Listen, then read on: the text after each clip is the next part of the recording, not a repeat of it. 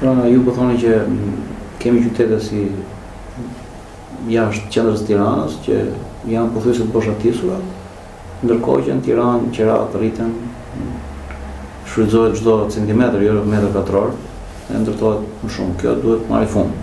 Fiks. Ka ndodhur në tërë këto vite një centralizim i jetës ekonomike dhe demografike që vjen zinxhir, dhe ky përqendrim shkon i gjithë në Tiranë. Unë pastaj e ndërlidh direkt me transportin, me infrastrukturën.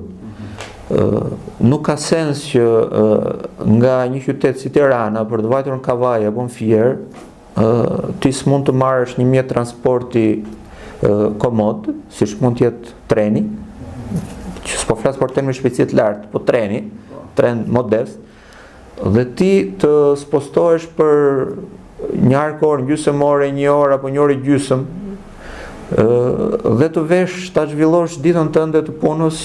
Ai ka vajes, mund punojnë në Tiranë, mund punojnë në Fier, mund punojnë në Vlorë.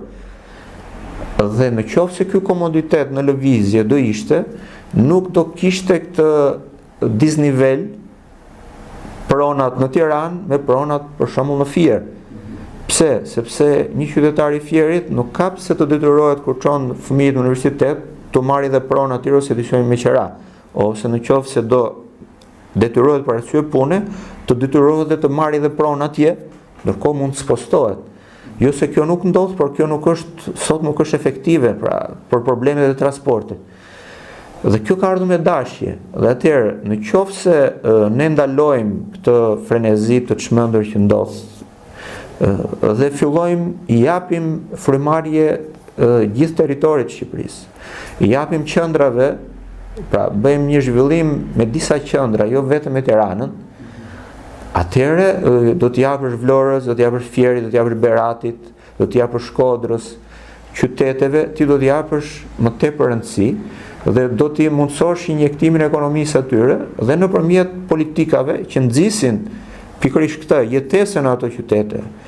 S'ke pse të detyrosh dikë që jeton në periferinë e një qyteti të vogël ose brenda atij qyteti që mund të ketë punën 10 minuta afër shtëpisë, mund të ketë kontaktin me fermerin, me qumshtin, me perimet, e ka 10 minuta larg shtëpisë, i detyron të gjithë ata të vënë përqendrohen në Tiranë që vetëm për të futur ai qumshti apo i perimeve do t'i duhet 40 minuta në unazë të tjera pa u futur në Tiranë. Atëherë pse duhet i dyndësh të gjithë atë? Pra, kjo